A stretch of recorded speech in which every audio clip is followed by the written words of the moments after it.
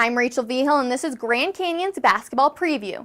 It's year 2 for head coach Nicole Powell as she leads the Grand Canyon's women's basketball team, and there's a new level of comfort going into her second season. Just settled in, especially as a staff. We're not moving, trying to find homes and those kinds of things off the court.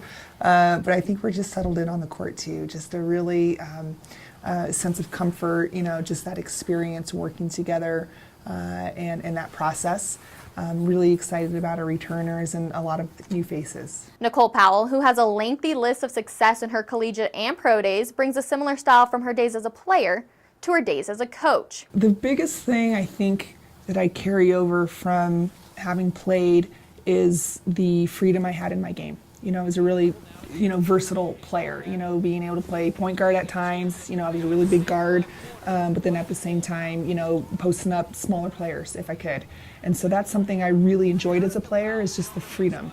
And so that's something that we do build into our system.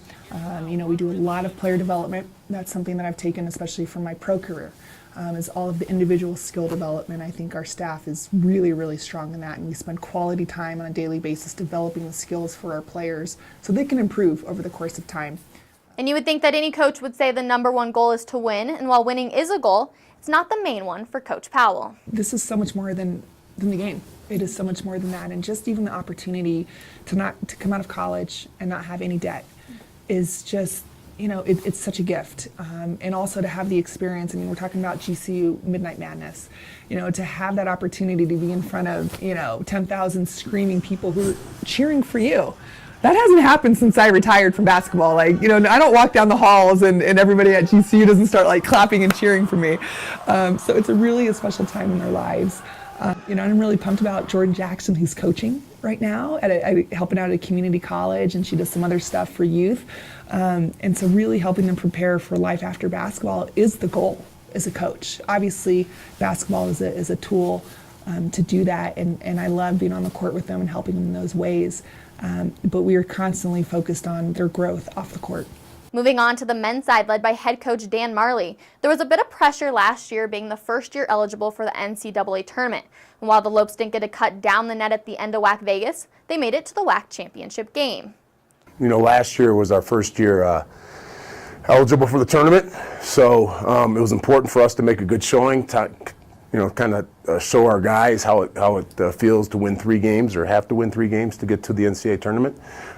So we came out, we were extremely nervous because there's been a lot of expectations for us and put on us, which we love.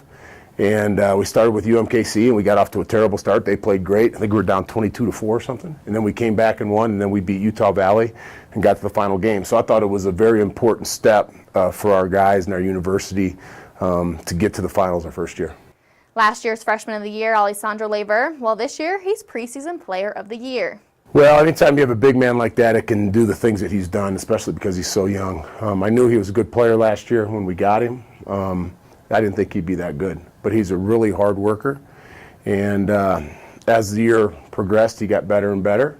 And by the time we got to WAC season, he was the focus of what we were trying to do, both throwing it into the post and stretching and being able to shoot the 3 like he does at 6'10". So his thing is to come in and work every day, and that's what he does. He's the first one in practice. He's always one of the last ones in practice, getting the shots up. And just by example, the way he works. And he knows that this year that the guys are going to come after him. He'll see a lot of double teams and things like that, so he's prepared very hard this summer, and I expect a big year out of him. But the best thing about it is that he's surrounded by really good players, so he doesn't have to do it all. GCU has some tough non-conference matchups, including Texas and Nevada, but there's some logic behind the madness. I think it's good for recruiting. You always want to play the best. We've talked about it since I've been there. We want to be top 25 program.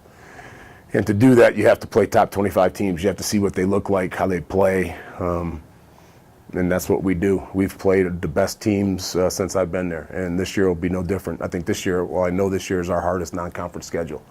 So it's important for us that we go out there and we play these teams and hopefully start getting some wins. If you attend any GCU game, then you'll see just how much Lope fans love Dan Marley, and the feelings are mutual. Oh, I'm so lucky to be there. I had no idea when I joined the university 6 years ago that it would grow at this rate but also that the love that we would receive. And that's why we've been so good so early, is because the whole university gets behind not only the old basketball program, but all the sports programs. And I'm very lucky to be a part of that with President Mueller and that student body who just give us everything they have, and that's fun to be a part of. GCU kicks off the season on Tuesday the 6th against South Dakota State. For the WAC Digital Network, I'm Rachel Vigil.